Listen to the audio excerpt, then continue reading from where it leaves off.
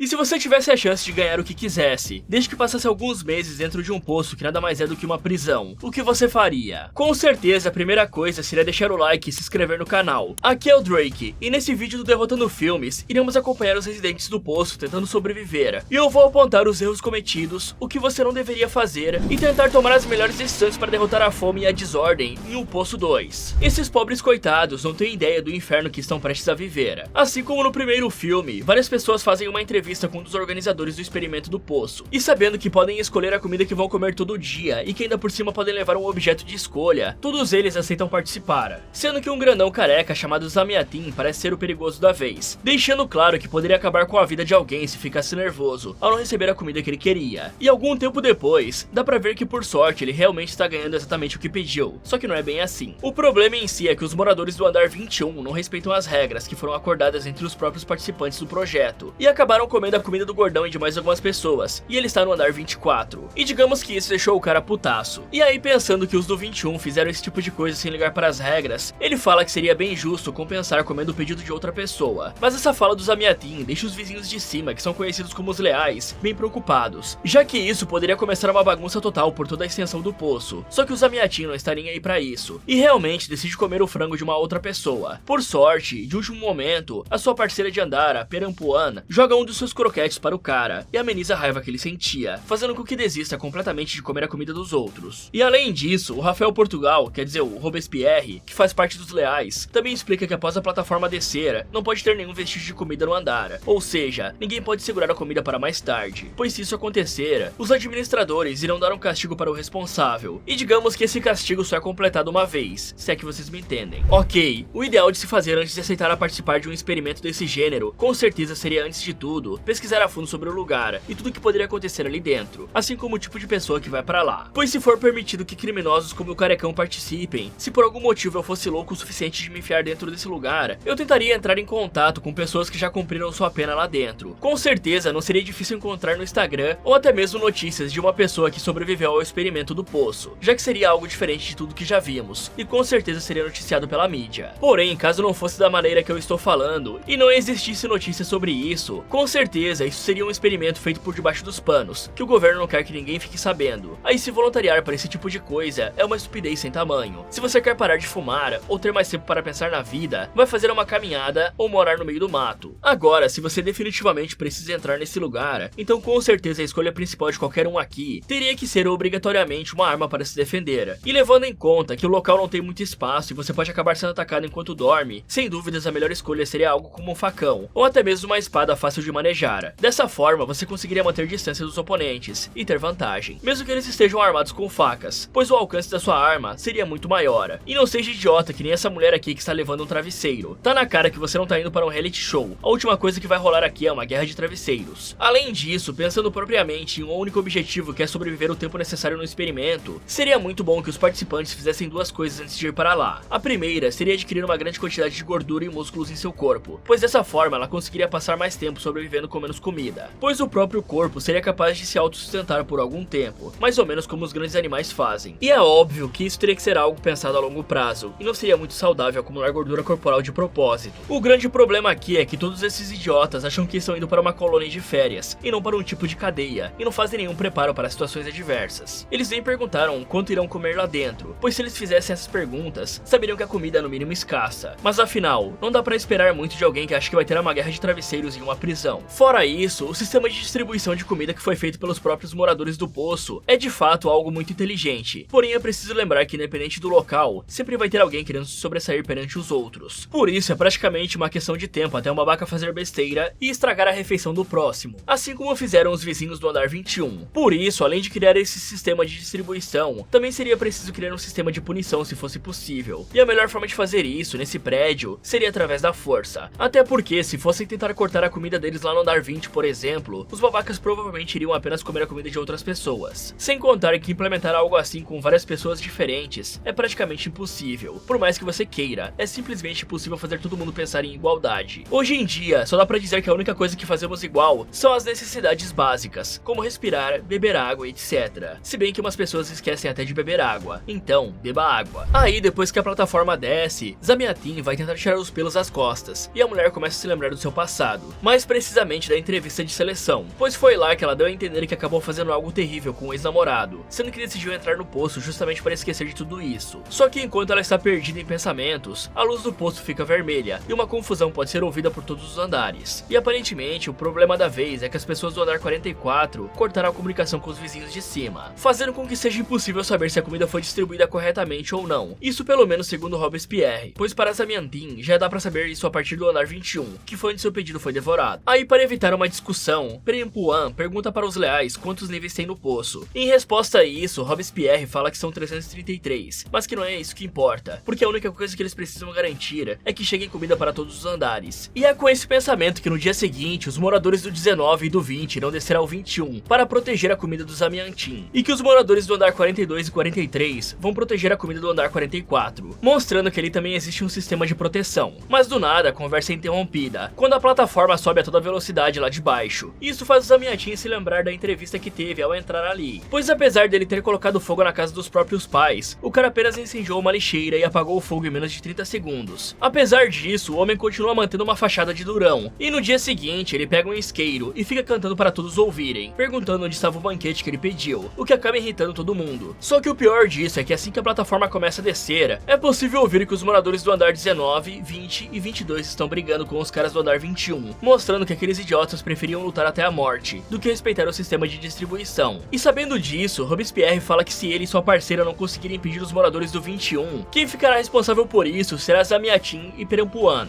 o que parece deixar o gordão em choque, dizendo que isso não poderia acontecer e que ele não veio até ali para brigar. Aí, assim que a plataforma chega no andar 23, ficando a alguns metros de distância, Zamiatin entra em choque, sem saber o que fazer, mostrando que apesar de se fazer de durão, ele é apenas um covarde. Então a Perempuan não perde tempo e começa a desmontar a própria cama para usar as barras de ferro como arma para lutar, enquanto que por outro lado, o nosso rei do crime aqui começa a gritar, dizendo que entrega toda a comida desde que os rebeldes não o machuquem. Aí bem nessa hora, a plataforma desce para o nível deles com um corpo desconhecido em cima, que provavelmente era de um dos rebeldes, sendo que em seguida, o Robespierre cai agarrado em uma briga com outro, mas a que mais se ferrou com certeza foi a parceira do Rafael Portugal, pois ela ficou no andar de cima tentando tirar a comida que caiu no chão durante a briga, e infelizmente não teve sucesso. E bom, a punição do andar 23 foi praticamente queimar no fogo do inferno. Vendo essa situação, a Perempuan não perde tempo e tenta apagar o fogo da mulher que foi queimada. Tudo isso enquanto o Rafael Portugal usa sua cara para parar a mão do maluco do 21. Aí, assim que consegue apagar o fogo e retirar a mulher da plataforma, Perempuan se junta à briga, ajudando Robespierre a apagar o rebelde. O que acontece na hora certa, pois a plataforma começa a descer, e aquele andar foi ficando terrivelmente frio por conta da comida que ainda estava no chão. Por sorte, Perempuan e o Leal conseguem jogar toda a comida para baixo antes de congelarem até a morte. Já o Zamiatin, bom, o nosso rei do crime falsificado ficou em choque o tempo todo. Ok, na nossa realidade, na realidade de qualquer história, um dos pontos básicos e constantes sempre será o desejo dos mais afortunados, ou de estar nessa posição. O que isso quer dizer basicamente é que aqueles que estão em cima, sejam eles os ricos ou os mais bem posicionados aqui no poço, podem querer mais e praticamente terão o direito de decidir fazer isso ou não, sem ligar para aqueles que estão embaixo, mesmo que isso signifique que os mal posicionados vão ter pouco ou nada. E historicamente isso é algo presente em muitas pessoas, porque se você olhar para o passado, sempre existiram reis que queriam estar no poder e continuar conquistando lugares, e reis que se tornaram reis por não ter opção, como sucessão e etc, simplesmente pelo destino. Além disso, sempre existiu pessoas dispostas a destroná-los para ter o poder para elas, e por consequência os demais terão que obedecê-los. É praticamente o que eu falei antes, ninguém vai pensar igual a você. Por isso esse sistema que está implementado no poço está destinado a falhar, pois basta um grupo de pessoas no primeiro andar não querer seguir as regras, que tudo desmorona. A única maneira disso ser totalmente aceito é se os moradores do poço fossem criados ali desde crianças, sem serem afetados pela sociedade do lado de fora. Aí, depois de um grande talvez, existiria sim a chance de que o experimento desse certo, com todos respeitando a regra básica da distribuição. E mesmo assim, eu acredito que uma hora ou outra nasceria alguém que se questionaria se esse é o único modo de viver, e aí esse pensamento poderia colocar outras pessoas em dúvida. A questão aqui é que todos são adultos formados, e dificilmente conseguiriam se manter na linha por muito tempo. Por isso, assim como acontece fora do poço, para que tudo ali dê certo, ou pelo menos tenha mais chance de dar certo, seria necessária uma força-tarefa, não apenas para proteger a comida, mas também para punir aqueles que não cumprirem as regras. O que infelizmente nos leva para outro problema, pois como eu disse no começo, é praticamente certeza que aqueles no poder iriam querer mais, e os que estariam no poder, nesse caso, seriam justamente aqueles que fazem o controle da distribuição, o que nos levaria para um ciclo vicioso. Sendo assim, a melhor forma momentaneamente de fazer o experimento dar certo é criando um tipo de polícia interna do poço. Porém, controlar quem está acima é muito mais difícil do que que os que estão abaixo. Mesmo que eles formem escadas humanas para tentar subir, é muito fácil para a pessoa que está no andar de cima dar uma de Leônidas e descer a pesada em quem está subindo. A única estratégia viável para controlar quem está acima seria juntando várias pessoas dos andares abaixo, para criar 3 ou 4 escadas humanas para assim as duas pessoas da sala não conseguirem chutar quem está tentando subir. Porém, todos os meses entram pessoas novas e com pensamentos diferentes. E aí você já sabe, né? Agora, falando sobre a rebelião que teve, dá pra dizer que as coisas só deram errado por conta do péssimo planejamento dos andares 19 e 20. Pois era só os 4 moradores se juntarem coordenadamente, que seria realmente impossível para os rebeldes fazerem qualquer coisa, a menos que os dois fossem campeões do UFC, o que com certeza não é o caso aqui. Além disso, se a Perempuan quisesse tirar os Amiantin do seu estado de choque, a melhor alternativa, fora ficar gritando com ele, seria dar um tapão na cara dele. Aliás, a parceira do Robespierre poderia ter simplesmente pulado para o andar de baixo. Dessa forma, o máximo que ela faria era se machucar na queda. O bizarro é que apesar de ter ficado em choque durante toda a rebelião, assim que o morador do andar 21 é amarrado, o gordão começa a bater na cara dele, perguntando sobre a sua comida, mostrando que só é valentão quando não existe nenhum perigo, o que de certa forma é um comportamento clássico desse tipo de pessoa. Fora que ele ainda fala que a culpa de tudo que aconteceu não é apenas do rebelde, e sim dos leais também, que o impediram de comer o que queria no dia anterior, mesmo tendo muita comida. E segundo os Amiantin, isso era uma forma de tirar sua liberdade, o que é totalmente o contrário do que o Robespierre pensa, já que para ele, liberdade não é fazer o que quer sem pensar nos outros. Porém, a discussão é encerrada quando o Perempuan avisa que a parceira do visitante tinha ido de base. Aí vendo isso, o gordão esquece que é um covarde e zomba da situação, fazendo com que o Robespierre agarre seu pescoço pronto para acabar com a sua vida. Por sorte, a Perempuan dá um grito que impede o cara, mas ainda assim os Amiantin se afasta com medo do que poderia ter acontecido. E então a mulher pergunta o que o Leal vai fazer com o rebelde, e ele responde que irá descer até encontrar um ungido, que é como se chamam aqueles que encontraram com o mestre, a pessoa que criou o sistema de distribuição igualitário. E aí, vendo que os dois estavam confusos, Robespierre explica que há muito tempo, antes dele chegar no poço, o mestre tinha enviado uma mensagem de esperança para todos, fora que segundo os boatos, ele sobreviveu um mês inteiro sem comer lá nos últimos níveis, apenas meditando. Isso até que no mês seguinte, ele acordou em um andar que não chegava nada de comida, e como um gesto de benevolência, ele cortou a própria coxa para alimentar os necessitados, que são chamados de ungidos, e começaram a defender a distribuição justa de comida por todo o poço, algo que será defendido a qualquer custo. E ouvindo isso, as Amiantin questionam se não seria melhor usar o corpo da parceira falecida do cara para alimentar as pessoas que estão nos andares mais baixos, assim como o próprio mestre fez. É aí que o Robespierre revela que desde aquele dia, o canibalismo se tornou proibido no poço. Mas apesar disso, Robespierre ainda joga o corpo da sua parceira para os últimos andares, corpo esse que é canibalizado por um grupo desconhecido. No dia seguinte, a plataforma desce outra vez com a comida, e Amiantin finalmente consegue comer sua pizza sem nenhum problema. Na verdade, ele até mesmo provoca o prisioneiro, só que enquanto o cara faz isso, Robespierre pega a comida daqueles que morreram e começa a jogar fora, deixando os outros completamente em choque. Percebendo isso, Robespierre explica que a comida extra precisa ser jogada fora para que não exista ninguém comendo mais que o outro, pois iria desencadear uma bagunça completa na prisão. E como ele vai levar o rebelde para baixo até encontrar um ungido, Robespierre explica que a partir de agora, eles são responsáveis pela comida de todos que estão abaixo, fazendo com que todos os dias eles precisem ter certeza de que está tudo em ordem, sem nada ter sido comido por outras pessoas, dizendo que isso é o melhor para todos, pois ninguém pode ver a morte de um companheiro como vantagem, e assim ele vai embora com o prisioneiro. Ok, essa história de mestre não cola pra mim. Parece mais que alguém inventou tudo isso só para criar essas regras, e evitar que todo mundo se mate, criando uma falsa sensação de ordem ali dentro, já que o tal mestre deixou outros cometerem canibalismo, e agora isso é proibido. Sem contar que essa ideia de jogar a comida fora é uma estupidez extrema, galera. O cara disse que existem 333 níveis no poço, e a gente sabe que existem esse tanto de andares, porém sem uma pessoa para garantir que todos comam apenas a sua porção todos os dias, e isso levando em conta que existam 666 porções na plataforma, o que eu não acredito muito, dificilmente essa regra vai ser seguida, e nós já vimos que nos andares mais abaixo, dificilmente chega comida, então é praticamente impossível que uma pessoa que esteve nos andares inferiores passando fome irá respeitar essas regras. A única coisa que ela vai pensar é engordar para caso mês que vem ela passe fome novamente. E essa não é uma estratégia ruim se você quer sobreviver, afinal, nesse lugar ninguém vai cuidar de você além de você mesmo. Agora, falando do ponto de vista do Robespierre, se esse cara quer realmente que o sistema de distribuição continue a ser seguido sem problemas, eu diria que a primeira coisa que ele deveria fazer é jogar os Amiantin lá pra baixo, porque se for para sermos realistas aqui, na primeira vez em que ele parar nos primeiros andares, é capaz de ele acabar com a comida de todo mundo, não só comendo como também mijando e cagando nelas, assim como acontecia muito no primeiro filme, onde temos a clássica frase do porquê eu não posso cagar pra cima, o que representa bem o fato de que algumas pessoas só vão agir de maneira civilizada se forem afetadas negativamente de alguma forma. Além disso, o que o Robespierre falou está realmente certo, pois num lugar onde as leis não podem punir ninguém por errar ou cometer crimes, quantas pessoas realmente conseguirão se manter sãs? Sendo realista, na situação do poço, assim que uma pessoa visse um vizinho comendo a mais, ela iria iria instintivamente querer mais também. Afinal, se o outro pode, por que eu não posso? E esse pensamento faria com que todo o sistema de distribuição do poço se tornasse uma bagunça, sendo que essa é exatamente uma das razões para tornar o Zamiatin uma bomba relógio. Dessa forma, os dias vão se passando de uma maneira mais difícil que o normal, pois não tem os leais para fazer a checagem da alimentação. E apesar dos esforços de Perampuan em sempre jogar a comida fora como é preciso, o Zamiatin sempre dá um jeito de se alimentar escondido, o que provavelmente vai dar problema, já que o senhor dos andares de cima acabou vendo tudo. Apesar disso, tudo parece continuar normal, já que a Perampuan botou ordem na casa e começou a controlar o gordão e as pessoas dos andares mais próximos, além de ter se aproximado dele começando uma amizade. Então, algum tempo depois, finalmente chega o último dia antes da troca, o que significa que após dormirem, irão acordar em um outro andar, o que pode ser bom, ruim ou o próprio inferno na Terra. Aí, como poderia ser a última conversa dos dois, Zamiatin revela que apesar de parecer burro, é um cara muito esperto, que dedicou sua vida à ciência e à matemática. Isso pelo menos até que ele descobriu o problema da raiz quadrada de -1, já que a solução para a raiz é chamada de número imaginário, algo que o frustrou tanto que ele deixou de acreditar em tudo, já que nem mesmo a ciência podia ser confiável, tanto que ele abandonou o trabalho, a família e voltou para a casa dos pais, porque para ele o imaginário é inútil. E aí, enquanto os dois estão pensando nos próprios problemas que os fizeram aceitar participar desse experimento, uma verdadeira festa começa no poço, quando é revelado que durante o mês, a comida chegou até o andar 175, o que sem dúvidas é impressionante. O problema mesmo é que no dia seguinte, Zamiatin e Perampuan acordam no andar 180, o que é uma péssima notícia. Ainda mais levando em conta que logo no primeiro dia tinham pessoas dizendo que iriam comer o máximo que pudessem, sem nem se preocupar com os outros. E apesar dessas péssimas notícias, Perampuan faz o máximo possível para se manter firme, acreditando na lei feita pelos ungidos, o que de certa forma ela fez, principalmente para ver se o Zamiatin não se desesperava e perdia alguns parafusos. Afinal, de rei do crime esse cara não tem nada. Mas apesar dela tentar dar uma amenizada nas coisas, ainda assim a situação é claramente desoladora, porque no mês passado a comida só chegou no andar 175, após várias pessoas morrerem. E como novos participantes sempre são colocados no poço quando o mês vira, isso significa que pode demorar muito para eles conseguirem comer. A Perampuan até tenta dizer que os novatos podem aprender a seguir a regra igual a eles, porém o Zamiatin deixa claro que respeitar as leis quando não está passando fome é fácil, difícil é quando se está. E isso realmente deixa a mulher sem palavras. Bom, tava na cara que o Zamiatin ia acabar fazendo besteira alguma hora, afinal esse cara gosta de roubar umas paradinhas. Por isso, se eles querem manter esse sistema atual do poço, é bom dar um jeito bem cedo nesse tipo de pessoa que não consegue se controlar. Primeiro, porque isso poderia colocar o sistema do poço em estado de bagunça, como também poderia acabar sendo ruim para a própria Perampuan, pois caso a garota tente defender seu amigo contando mentiras, é capaz dela também ser colocada na mira dos ungidos. Agora, falando do próprio Zamiatin, não faz nenhum sentido que um cara que se diz ser da ciência perca todas as esperanças e o próprio rumo da vida, ao se deparar com algo sem explicação. Afinal, a ciência é justamente para desvendar o desconhecido e achar uma resposta concreta para as coisas. Então eu não acho que ele esteja falando a verdade sobre suas histórias e motivações. E sobre a situação em que eles se encontram, a respeito de estar no andar 180, o sistema atual do poço só funciona sob o pretexto da ameaça. Então, todo começo de mês, eles teriam que anunciar para todos os recém-chegados o número de pessoas que foram eliminadas por descumprirem as ordens, e não até onde a comida chegou. Pois compartilhar coisas boas não tem o mesmo efeito que coisas ruins. É só você ver como as notícias ruins chegam muito mais rápido até os nossos ouvidos do que as notícias boas. Por isso, todo reset de mês, em vez de ficar gritando que a comida chegou até o tal andar, o que é uma ideia muito bonitinha, eles deveriam fazer um kill count do mês e garantir que isso seja ouvido por todos que acabaram de chegar no próximo dia. Porque a única forma de manter esse sistema deles funcionando é através da violência e opressão, que já foi estabelecida pelos mesmos, evitando que as pessoas pensem diferente, pois a partir do momento que as pessoas não temerem as consequências dos seus atos ali dentro e a justiça não for aplicada, eles vão agir como quiserem. Caso eles fizessem isso, até existiria uma chance das refeições chegarem mais baixo no poço, porém é um império construído através do medo, e o medo pode fazer as pessoas tomarem decisões imprevisíveis. Agora, levando em conta que a comida não chega até lá, eles possuem água à vontade no quarto, e nosso corpo teoricamente aguenta passar um mês sem se alimentar. E eu não estou falando que fazer isso seria um passeio no parque, com certeza seria algo horrível e bem problemático. Afinal, mesmo que você acorde no mês seguinte em um andar que chegue comida, dificilmente você vai querer seguir a regra, e aí irá arrumar um problema com os leais, sem ter muita força para se defender. E se você seguir as regras e acabou sendo um idiota que pediu a melancia para comer todo dia, eu sinto muito, mas vai ser bem difícil você completar mais 30 dias ali dentro. Então o ideal seria contar com o Rafael Portugal ou o Ungido descendo a porrada na galera que não seguiu as regras. Dessa forma, os dias vão passando e a dupla, assim como todos os moradores dos andares mais baixos, ficam em um sofrimento que parece não ter fim por conta da falta de comida, pois todos os dias tudo que chegava no andar 180 era a plataforma cheia de utensílios sem nenhum alimento. E a fome acaba sendo tanta que o Zamiatin começa a ter problemas físicos e mentais, o que força a Perampuan a ajudá-lo quase sempre. Mas como já era de se esperar, todos os outros também estavam dessa forma, desesperados por alimento. certo. E é nesse momento que a cabeça de uma rebelde é jogada lá de cima, mostrando que aqueles que não cumprem as leis já estão sendo punidos. Só que vendo isso, uma mulher pergunta por que ao invés de ficarem matando os culpados, os ungidos não descem protegendo a comida. Em resposta, Zamiatin explica que é porque os rebeldes ficariam sozinhos na parte de cima. Aí, conforme os dias vão passando, mais cabeças caem dos níveis superiores, mostrando que as punições para quem quebra a lei ainda estão sendo aplicadas, o que parece estar dando certo, já que a vizinha do andar superior dá a notícia que só faltam mais 2 níveis serem punidos, para que a comida comece a descer sem problemas. O problema é que junto com essa boa notícia, também vem a má notícia, de que o gordão que estava no andar 24 está sendo procurado para receber a punição, já que ele foi visto devorando a comida de alguns companheiros mortos, e junto com ele tinha uma dupla sendo perseguida por não respeitar as regras, e também um gigante que tinha se aproveitado forçadamente do seu parceiro. Aí ouvindo isso, Penampuan decide mentir falando que os dois estavam no andar 46 no mês passado, mostrando claramente que iria proteger o seu novo parceiro até o final. Ela até mesmo chega a dizer que irá fazer o que for preciso para que ele sobreviva, praticamente ignorando que pode ser punida terrivelmente. O problema é que a senhora de cima já parecia estar suspeitando de algo. Então, assim que anoitece, Zamiatin começa a se lembrar da sua entrevista, mais especificamente de quando o entrevistador falou toda a verdade sobre a sua vida, dizendo que o único motivo dele estar ali é porque tanto os pais, quanto a esposa e os filhos não o aguentavam mais e o expulsaram de suas vidas, fora que foi a própria família que fez a inscrição dele nesse experimento. Aí, pensando no tanto de mal que já causou para os outros, o cara decide que não pode fazer a Penampuan sofrer para defendê-lo, então ele vai até a beira do buraco e fala para sua colega visitar seus filhos depois que sair dali e dizer que ele os amava. Então o cara coloca fogo em si mesmo e se joga poço abaixo, o que é visto quase como um evento para todos de baixo. Ok, aqui realmente não tinha onde correr. Tava na cara que ou a Penampuan entregava o cara de uma vez para não ser punida com ele, ou ela mentia e tentava atrasar a punição o máximo que desse. E claro que pensando logicamente e na própria sobrevivência, a escolha certa seria entregar o parceiro, até porque eles se conhecem há pouco tempo. O problema é que ao contrário de muitas pessoas, Penampuan é alguém que dá muito valor às suas amizades e à vida de outras pessoas, tanto que ela prefere mentir pelo seu companheiro do que salvar a própria pele. A sorte dela aqui foi que o cara decidiu acabar com a própria vida para evitar que ela fosse punida. Afinal, é até agoniante pensar em que tipo de punição a mulher poderia receber, em um local em que as regras da sociedade praticamente não existem. Agora, falando sobre a forma com que a dupla sobreviveu sem comida, até que o homem acabasse com a própria vida. Bom, o melhor que eles poderiam ter feito para evitar ao máximo acabar com a própria energia, e como não existem realmente deveres para os moradores do poço, isso é até que bem simples, pois os dois só precisavam ficar deitados na cama, evitando fazer exercícios ou conversar, virando literalmente 2 plantas. É claro que seria um saco e muito entediante, porém sem dúvidas seria de grande ajuda, principalmente para os Zamiatin. Aliás, apenas ficar alguns dias com fome não deveria ser o bastante para deixá-lo em estado tão ruim. Então, ou ele tinha alguma doença, já que vimos o cara tossindo várias vezes, ou ele se estressou tanto com a situação atual que o seu corpo reagiu dessa forma. Sendo assim, mais uma vez eu digo, a melhor opção dos dois naquele andar era ficar simplesmente sem fazer nada, incluindo pensar, e para isso a meditação poderia ajudar bastante. E aí, assim que o mês vira, Penampuan é realocada para o andar 51 e recebe uma nova parceira. Então ela explica como funcionam as regras de distribuição e o sistema de funcionamento do poço, além de também descobrir que por alguma razão, a novata escolheu trazer um travesseiro e pediu ameixa como comida, o que significa que ela praticamente está ferrada se não conseguir fazer uma troca de alimento com outra pessoa. E como se já não bastasse ela ter pedido apenas uma ameixa, ter um travesseiro como objeto e não ter um braço, a novata ainda fica com nojo ao ver as ameixas na plataforma e decide ficar sem comer. Só que ao mesmo tempo, a moradora do nível superior conta que um rebelde foi descoberto e que por isso alguns caras irão descer para dar um jeito nele. Ouvindo isso, Penampuan fica bem animada para descer junto e acabar com esse bárbaro, que come o que não deve e causa mortes por todo o poço. Porém, os homens do andar de baixo a proíbem de fazer isso, dizendo que existe uma regra dizendo que os responsáveis por finalizar os rebeldes são os que moram 4 níveis acima, que não é o caso dela. Já no dia seguinte, as duas são acordadas quando uma cabeça é jogada dos níveis superiores e uma comoção tem início, com todos comemorando a descida do ungido da Gimbabi. Só que ao ouvir isso, a outra mulher age rapidamente, desmontando a cama para usar as barras de metal como arma. Então ela joga uma barra para Penampuan e diz que as duas deveriam ir para baixo fazer justiça, o que a Penampuan concorda. Dessa forma, as duas ignoram as leis e descem com a plataforma, o que surpreende a dupla de baixo, que insiste que elas parem de fazer isso porque iria comprometer a linha de comunicação. Porém, elas se recusam, e um dos caras fica, enquanto o outro acaba descendo junto para punir o rebelde. E o dos andares abaixo também descem. Aí com o esquadrão montado, eles descem até o andar onde estava o rebelde. O problema é que o cara não estava para brincadeira, e já começa se livrando de um dos homens ao cortar o calcanhar dele juntamente com a sua garganta. Então, ele ataca o outro homem com um pedaço de vidro, e deixa o coitado em um péssimo estado. Aí as garotas entram na briga com as barras de metal, mas por algum motivo elas param de bater no assassino, só porque ele disse que não queria problemas, o que era mentira, e o cara se joga na plataforma para descer mais alguns níveis. Mas como não queria deixar o cara escapar, a novata se joga atrás dele e acaba sendo dominada. E para não deixá-la morrer, hora, a Perampuan cai para ajudar. Bom, antes de tudo, é bom falar sobre as péssimas escolhas que essa novata fez, se é que ela é uma novata. Afinal, a Perampuan nem perguntou nada e já saiu explicando tudo para a mulher, assumindo que ela era nova por ali. E se ela é uma novata, digamos que escolher entrar no poço tendo apenas um braço é uma péssima decisão, pois nessa situação seria difícil até mesmo para ela se proteger ali dentro, caso fosse necessário. Já a segunda escolha idiota foi a de levar ameixas para o experimento. Não me entenda mal, a ameixa é uma fruta ótima que ajuda muito o corpo humano, porém sabendo que você terá que comer aquilo todos os dias, é muita burrice levar qualquer coisa que não seja uma boa sopa recheada de vegetais, legumes, carnes e tudo que você tiver direito. Afinal, realmente deve ser possível pedir isso como desejo. E apesar de eu não gostar muito, a sopa é a melhor escolha, pois nela pode ter todos os suprimentos necessários que um humano precisa, como vitaminas, aminoácidos, ferro e etc. E sim, nós precisamos diversificar bastante nossa alimentação para estarmos sempre no nosso máximo. Fora que a falta de qualquer uma dessas coisas pode nos deixar em um péssimo estado. Agora, falando sobre a novata, é muito estranho a forma como ela decidiu quebrar as leis rígidas dos ungidos assim que escutou que o Dagimbab estava chegando. Na verdade, foi até suspeito, quase como se ela conhecesse o cara e tivesse muito medo dele. Mas o pior mesmo foi a Perampuan concordar em quebrar uma regra e descer com ela. Afinal, não é como se houvesse uma forma dela ficar evitando ser punida. Até porque a estrutura do poço funciona de uma forma totalmente linear, impedindo qualquer desencontro. Então, a escolha de ignorar as leis junto com a novata foi completamente sem noção. No estado atual, esse não é o lugar para agir por impulso. Agora, falando sobre a forma com que o esquadrão escolheu lidar com o rebelde, se eles tivessem pensado um pouco, poderiam ter percebido que na descida, eles estavam completamente vulneráveis para um ataque no calcanhar, que é uma parte muito importante do nosso corpo. Só que mesmo com um dos homens tendo sido pego de surpresa e tirado da jogada logo no início, a briga acabaria muito mais rápido se todos se juntassem e descessem a paulada no criminoso. Afinal, eles não estavam jogando Assassin's Creed. Não tem por que ter qualquer tipo de ética para deixarem ele no 1x1 toda hora. E claro, o principal é que todos os ataques deveriam ter sido sem piedade, pois um cara como esse, que matou vários a sangue frio, com certeza não pode ficar solto por aí. E lá embaixo, as coisas quase dão certo, pois até o senhor do andar inferior entra na briga e consegue dominar o rebelde. O problema é que o cara é muito forte e dá um jeito de acabar com esse senhor. Só que na hora em que ele ia dar o golpe de misericórdia, Perampuan aparece por trás e o derruba com um bastão. Só que outra vez, ela hesita em finalizar o maluco quando o cara pede misericórdia, dizendo que só queria seguir o próprio caminho. Porém, assim que vê o cara indo embora na plataforma, a novata entra em desespero, dizendo que não deviam deixar ele escapar. E assim, Perampuan percebe que aquela não era a primeira vez da sua parceira no poço. Então, ao anoitecer, as duas conversam e Sahabat revela que está ali há 6 meses. Além disso, Sahabat também conta que ela e sua antiga parceira sempre respeitaram as leis. Isso até que uma vez encontraram um jovem que estava quase morrendo de fome e decidiram dar para ele a comida de alguém que já tinha ido de base. Só que alguns dias depois, o ungido Dagimbab chegou para aplicar uma punição a elas, que serviria de exemplo para os outros. Mas a parceira de Sahabat não aceitou isso bem e revidou arrancando os olhos dele, o que resultou na morte da coitada de uma maneira terrível, sendo comida viva pelos demais, e a Sahabat acabou perdendo um dos braços. E desde então, o ungido está ficando cada vez mais severo, o que mostra claramente que o poço nunca será seguro para ninguém, e não tem como sair dali, pois ninguém irá sobreviver. Só que segundo o Sahabat, é possível escapar durante o intervalo de cada mês, no momento em que o gás é jogado no poço para fazer os prisioneiros dormirem. E como esse gás é uma variante do sevoflurano, existe uma pequena chance de se manterem acordadas e escaparem quando chegarem nos níveis inferiores. Ok, aqui foi como eu disse, em uma situação que você ficar cara a cara com um assassino que mata as pessoas apenas para ter mais comida, sendo que no caso não estava nem em falta, e que se mostra várias vezes não ser nem um pouco confiável, é uma idiotice total permitir que esse cara fuja. Primeiro, porque ele pode continuar a eliminar os outros. Segundo, que caso o cara vá para os andares superiores na troca do mês, é praticamente certeza que ele irá fazer o que bem entender e acabar com a comida de todos. E por fim, porque o assassino pode simplesmente querer voltar para se vingar. Então por isso, Perampuan deveria ter acabado com o maluco no momento que teve a chance. Além disso, é bom mencionar que esse tal Messias, que se sacrificou para alimentar os necessitados e consequentemente criou os ungidos e os leais, a essa altura já tenho certeza que essa foi uma criação de algum espertinho que tinha muita vontade de manipular as massas para criar a própria força-tarefa, pois nesse poço é muito fácil para as pessoas perderem a esperança e desistirem de viver por não ver mais motivo em sua existência, se tornando então um produto perfeito para ser controlado e comandado por aqueles com ambições selvagens. E é muito fácil atrair essas pessoas, pois tudo que você precisa fazer é apresentar uma figura de liderança, que não pode ser comparada com meros mortais, um verdadeiro Messias. Estão entendendo aonde eu estou chegando? E bom, com isso feito, você só terá o trabalho de espalhar a palavra dessa figura e criar uma comunidade acolhedora que tem objetivos nobres, como manter a paz, lutar pela liberdade e coisas do gênero. Afinal, se o canibalismo estava proibido no poço, por que o Dagimbab tem permissão para fazer alguém ser punido justamente com canibalismo? Isso torna o cara praticamente o júri, o juiz e o executor, e tudo que ele fala será cumprido. E eu não me espantaria se ele fosse um dos primeiros ungidos que teve esse plano doido, junto com o companheiro de cela dele. dele, e agora está meio que governando o poço. E sair aplicando duras punições como essa de desconectar um braço é o jeito perfeito de conseguir inimigos, que vão desejar se vingar um dia. A questão é quantas pessoas esse cara já irritou para elas começarem a pensar em uma rebelião. Aliás, caso você não saiba, o sevoflurano é um medicamento anestésico geral inalatório de uso hospitalar, que serve para fazer os pacientes apagarem rapidamente e de uma maneira suave, fora que a recuperação também é bem rápida. Porém, apesar de ser um medicamento de ação rápida e suave, ele pode sim ser prejudicial para algumas pessoas com certos quadros físicos, como por exemplo, pacientes com suscetibilidade genética suspeita, ou conhecida a hipertermia maligna, que é o aumento anormal da temperatura corporal, além de algumas consequências que podem não ser tratadas rapidamente, se o aplicador não for um profissional da saúde. Mas digamos que a menos que você crie algo para filtrar o gás e não apagar, dificilmente será possível escapar, sem contar que mesmo escapando, deve ter várias guardas fora do poço para evitar qualquer tipo de fuga. Na manhã seguinte, um rebelde é amarrado na parte de baixo da plataforma e tem a sua barriga cortada para servir de exemplo. E não me perguntem como é que eles fizeram isso, eu também não tenho ideia. Só que essa é a marca do Dagimbab, mostrando que é a última chance das mulheres descerem lá para baixo, já que o Dag e os seus seguidores ainda precisam acabar com uma dupla de criminosos que estão no caminho. Porém, ao contrário do que elas estavam esperando, Dagimbab e os outros vão direto para o andar onde elas estão, e param ali mesmo.